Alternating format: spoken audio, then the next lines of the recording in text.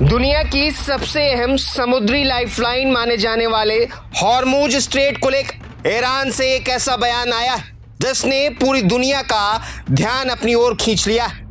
Iran के मुख्य वार्ताकार और संसद अध्यक्ष मोहम्मद बाकर गालिबाफ ने साफ शब्दों में कहा कि अमेरिका के साथ हुए समझौते के बाद भी हॉर्मुज स्ट्रेट अब युद्ध से पहले जैसी स्थिति में वापस नहीं लौटेगा। यह वही हॉर्मुज स्ट्रेट है जहां से दुनिया के बड़े हिस्से का तेल और गैस गुजरता है। वैश्विक ऊर्जा आपूर्ति का एक बड़ा हिस्सा इसी समुद्री मार्ग पर निर्भर करता है। ऐसे में ईरान का यह बयान केवल एक राजनीतिक टिप्पणी नहीं है, बल्कि अंतर्राष्ट्रीय बाजारों और वैश्विक शक्तियों के लिए एक गंभीर संकेत माना जा रहा है। हालांकि गालिबाफ ने यह भी कहा है कि ईरान अंतर्राष्ट्रीय कानून और समुद्री नौवहन के स्थापित नियमों की अनदेखी नहीं करेगा।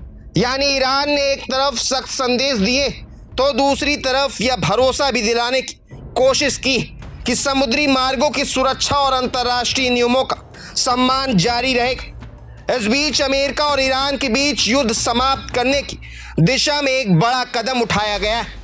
अमेरिकी राष्ट्रपति डोनाल्ड ट्रंप और ईरानी राष्ट्रपति मसूद पेजेशकियन ने एक समझौता ज्ञापन यानी मेमोरेंडम ऑफ अंडरस्टैंडिंग पर हस्ताक्षर किए। रिपोर्ट्स के मुताबिक यह दस्तावेज पहले ही डिजिटल रूप से हस्ताक्षरित किया जा चुका था और अब इसे औपचारिक रूप दिया गया है। 14 बिंदुओं वाले इस समझौते में अगले 60 दिनों के भीतर एक अंतिम समझौते की दिशा में बातचीत का रोड मैप तैयार किया गया है। इसमें ईरान के परमाणु कार्यक्रम को लेकर चर्चा, आर्थिक प्रतिबंधों में चरणबद्ध राहत और वर्षों से जमी हुई ईरानी संपत्तियों को जारी करने जैसी महत्वपूर्ण बातें शामिल हैं।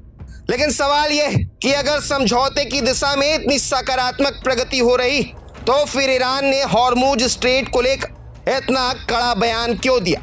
विशेषज्ञों का मानना है कि तेहरान यह साफ करना चाहता है कि क्षेत्रीय शक्ति संतुलन अब बदल चुका है और भविष्य की किसी भी व्यवस्था में ईरान की भूमिका को नजरअंदाज नहीं किया जा सकता। यानी युद्ध भले थमता हुआ दिखाई दे रहा हो, लेकिन पश्चिम एशिया की राजनीति में नई खींचतान और नए समीकरण बनते नजर आ रहे हैं। आने वाले 60 दिन बेहद अहम होंगे, क्योंकि इन्हीं दिनों में तय होगा कि अमेरिका और ईरान के बीच यह समझौता स्थायी शांति की ओर बढ़ता है या फिर एक क्षेत्र एक बार में फिर तनाव की तरफ बढ़ता है।